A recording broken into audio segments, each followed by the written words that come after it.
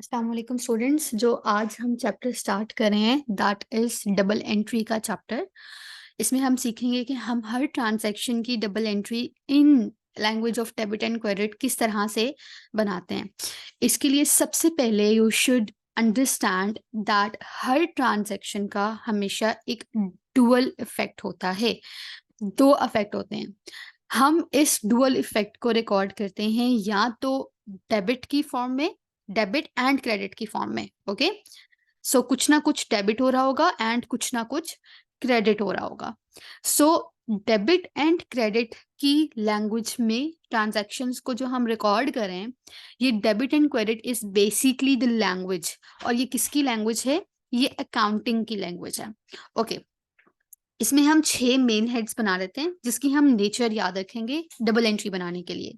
So there are 6 main accounts जिसको आपने याद रखना है। 3 को हम कह रहे हैं एक्सपेंसेस, एसेट्स एंड ड्राइंग्स, जिनकी अपनी नेचर है debit nature. On the other hand liabilities, income and capital, इनकी नेचर है क्रेडिट नेचर। आप इसको इस तरह से भी याद रख सकते हैं कि मैं यहाँ पे एक निमोनिक लिख देती हूँ, dead and click. It stands for, the first D stands for debit, यानी डेबिट नेचर है किस किस की? Expenses, A for assets and D for drawings की। So expenses, assets and drawings की अपनी नेचर डेबिट है। सिमिलरली क्लिक में first C stands for credit, L for liabilities, I for income और revenue and C for capital। इन तीनों की अपनी नेचर है क्रेडिट, जिसकी जो नेचर होती है वो अपनी नेचर के लिहाज से राइज करता है अपने अकाउंट में। ओके, यहाँ मैंने बनाए हैं टी अकाउंट्स 3 चीजों के।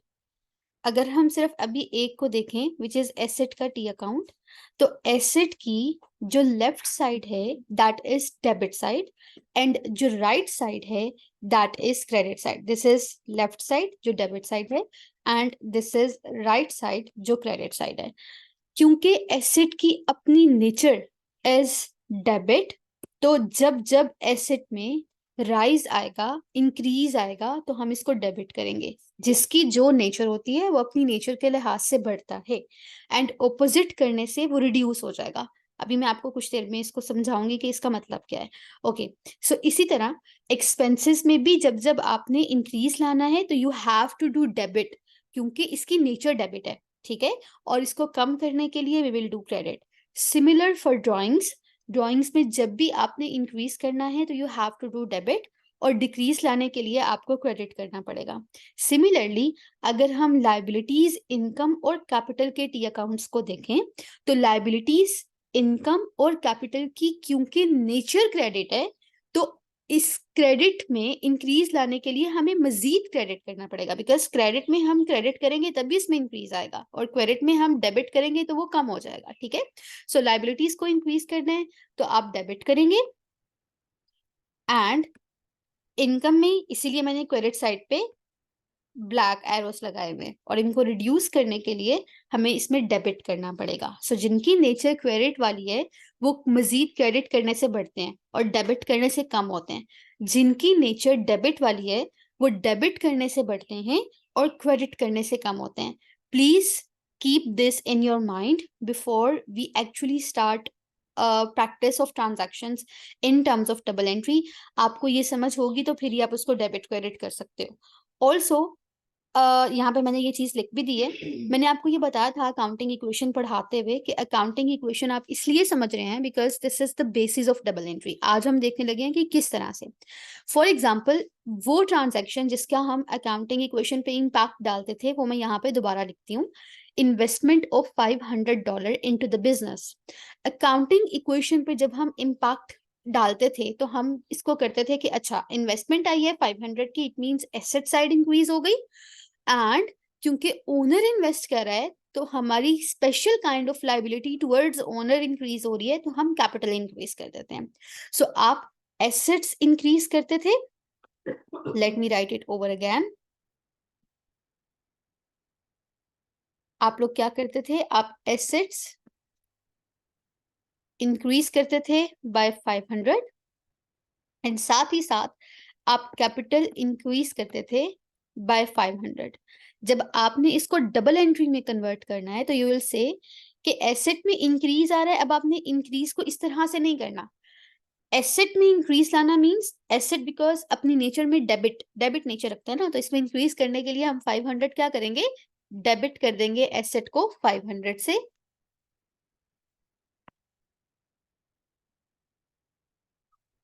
एंड कैपिटल की अपनी नेचर क्या थी, कैपिटल की अपनी नेचर क्रेडिट नेचर थी, तो अब हमें इसमें इंक्रीज इस तरह से नहीं लाएंगे, हम कहेंगे कैपिटल को क्रेडिट कर दो, क्योंकि कैपिटल की अपनी नेचर क्रेडिट है, तो इंक्रीज लाने के लिए हमें इसे क्रेडिट करना पड़ेगा ना।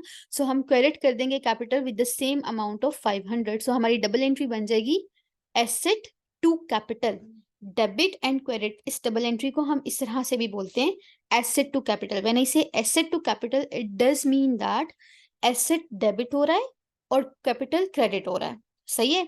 सो whenever I will say asset to capital और asset to liabilities, it means कि पहली जो बोल रही हूँ वो डेबिट हो रही है और जो सेकंड बोल रही हूँ वो क्रेडिट हो रही है। This is how you will convert transactions को। जैसे आप अकाउंटिंग इक्वेशन पे इम्पैक्ट डालते थे, वहां से जब आप डबल एंट्री में कन्वर्ट करोगे तो आपने अपनी बेसिस अकाउंटिंग इक्वेशन वाली और जो आज मैंने नेचर ऑफ अकाउंट्स बताई है उसको अपने माइंड में रखते हुए कन्वर्ट करना है।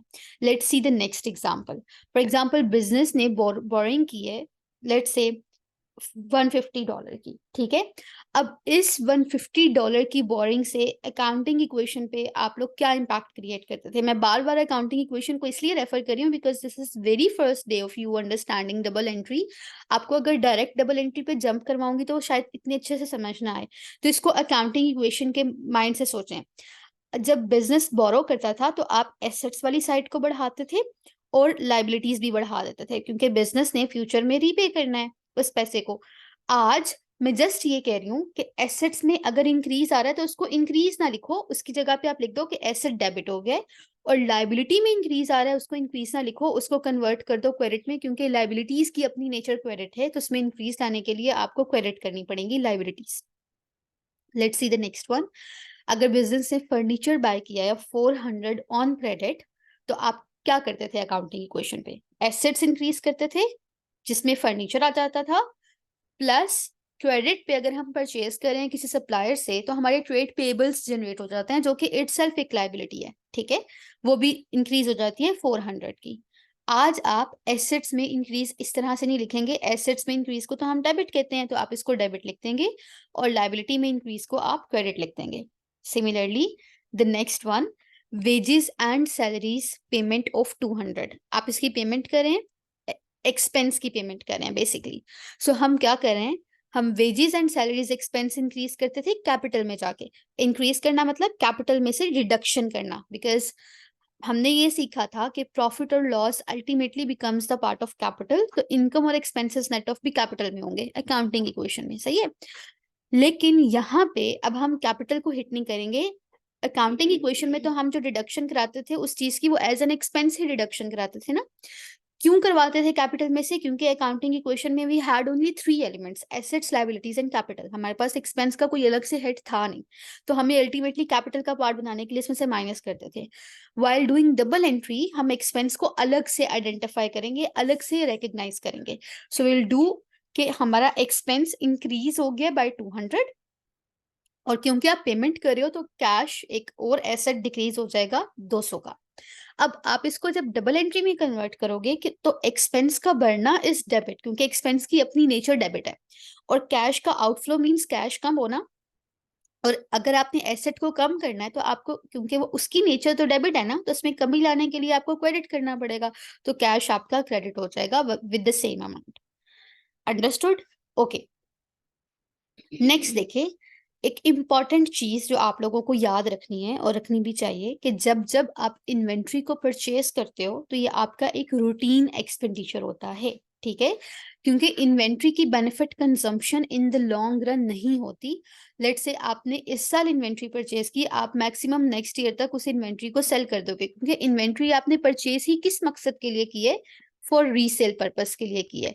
तो ये आपका रूटीन रेगुलर बेसिस पे होने वाला खर्चा है, इसे हम रूटीन एक्सपेंस बोलते हैं। तो आपकी अकाउंटिंग स्टैंडर्ड्स कहते हैं कि जब जब आप अकाउंटिंग को परचेज करते हो, आप उसको एज एन एक्सपेंस रिकग्नाइज करोगे और हम उस एक्सपेंस का एक स्पेसिफिक नेम लिखा करेंगे, उसे हम कहते हैं परचेजेस। परचेजेस अपनी नेचर में एक्सपेंस होता है। सो इन्वेंट्री के परचेज करने को हम परचेज नहीं कहते, हम परचेजेस कहते हैं। सिमिलरली जब जब आप इन्वेंट्री को बेचते हो, क्योंकि बेचना इज अ रूटीन नेचर की चीज, क्योंकि यही तो बिजनेस का सोर्स ऑफ इनकम है, ठीक है। सो यही से हमें रेवेन्यू जनरेट होगा और इसके बेचने को हम सेल्स और रेवेन्यू का नाम देंगे। सो दिस इज सेल्स और रेवेन्यू।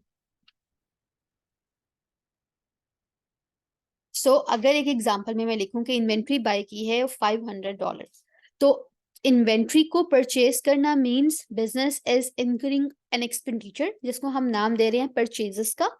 परचेजेस एक्सपेंस रिकग्नाइज करना है, मतलब इस एक्सपेंस को अपनी बुक्स में रिकॉर्ड करना है, इंक्रीज करना है, ठीक है।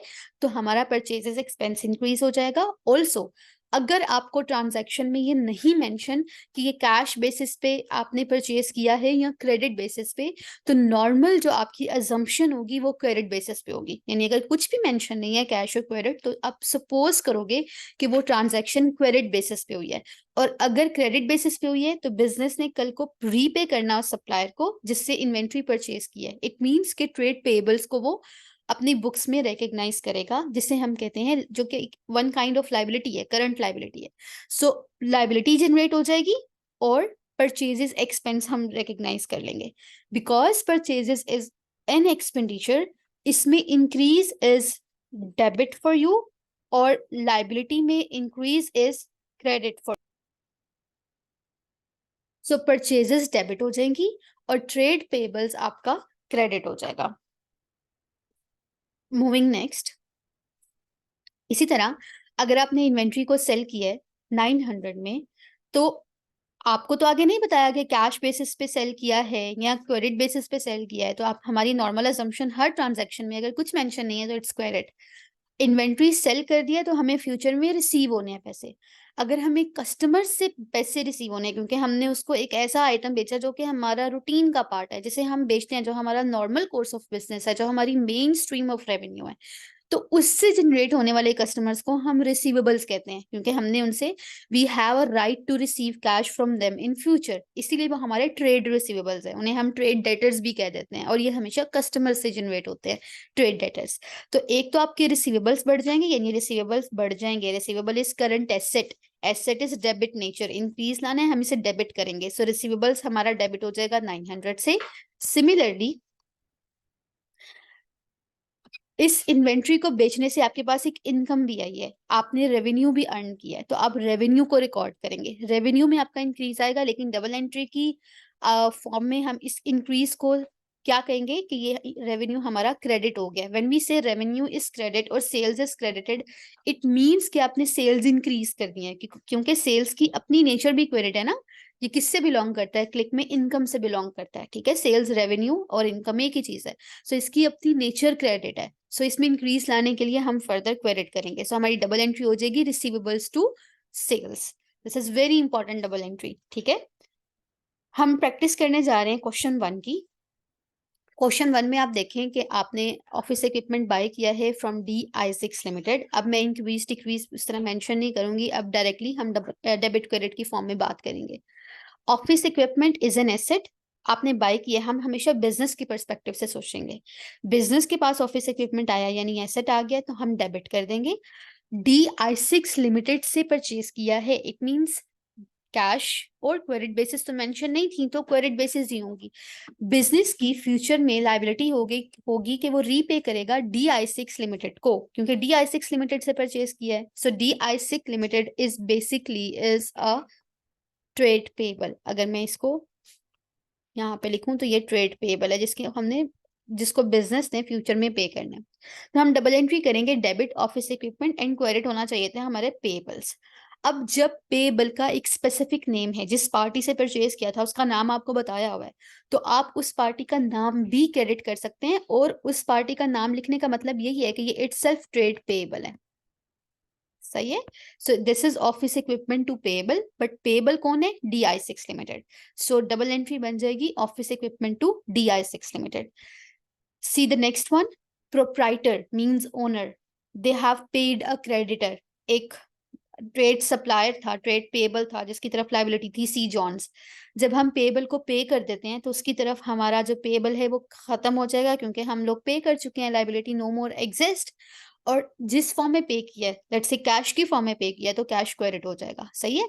सो सी जॉन्स लायबिलिटी को हमने कम करना है, क्योंकि liability is basically of credit nature, तो उसमें कमी लाने के लिए हमें डेबिट करना पड़ेगा, ऑपोजिट जाना पड़ेगा। सो डेबिट कर देंगे सी जॉन्स। यहाँ पे सी जॉन्स का डेबिट होना मींस ट्रेड पेएबल का कम होना, एंड हम कैश को कर देंगे क्रेडिट। अच्छा, ये this is a very important double entry by the way, मैं इस पे स्टार मार्क कर देती हूँ, और ऊपर भी ये भी स्टार है और ये भी स्टार है। Okay, then are receivable and Fox paid us in cash. अच्छा, यहाँ पे तो जब हमने इन्वेंट्री को सेल किया था ऑन क्रेडिट, तो हम रिसीवेबल्स को रिकग्नाइज हम कर रहे थे, हमने कहा हमें हमारे पास राइट आ गया to receive cash in future, तो हम रिसीवेबल बुक कर लेते हैं। कल को जब यही रिसीवेबल आपको पे कर देंगे इन द फॉर्म ऑफ कैश, तो अब आपके पास वो राइट नहीं रहा, आपके पास तो वो राइट खत्म हो गया जैसे ही आपने कैश रिसीव किया, तो अब आपने उस रिसीवेबल को भी खत्म करना है। अच्छा, रिसीवेबल को खत्म करना है मींस रिसीवेबल को क्रेडिट करना पड़ेगा। क्यों? क्योंकि रिसीवेबल इटसेल्फ डेबिट नेचर का है ना, इट्स अ करंट एसेट, और एसेट की अपनी नेचर तो डेबिट है। इसको खत्म करने के लिए आपको क्रेडिट करना पड़ेगा। सो हमने क्रेडिट कर दिया एन फॉक्स को।